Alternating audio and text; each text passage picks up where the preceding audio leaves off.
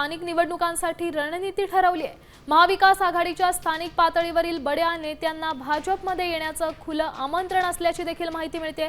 पक्षात येऊ इच्छिणाऱ्यांना घ्या, पण कार्यकर्त्यांवर अन्याय होऊ देऊ नका असा भाजप नेत्यांनी स्पष्ट आदेश दिलाय। या संदर्भात अधिकची माहिती देत आहेत आपले प्रतिनिधी गणेश कवडे। गणेश, काय सांगाल? भाजपची रणनीती आहे, मविया नेत्यांना भाजपात घेणार असल्याचं कळतंय।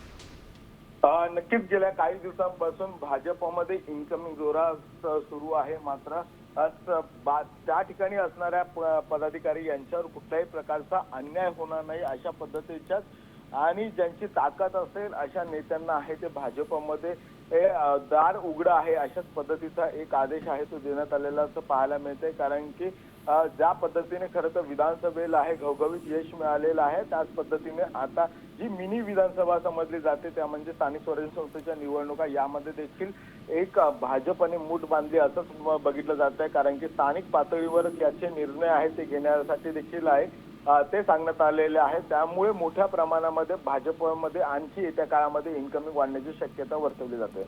नक्कीच गणेश, धन्यवाद दिलेल्या या सविस्तर माहितीसाठी। आपण पाहू शकतोय आगामी निवडणुकांसाठी भाजपनं अशी रणनीती ठरवली आहे। मविया नेत्यांना भाजपात येण्याचं आमंत्रण देण्यात येत आहे अशी माहिती सूत्रांकडून कळते।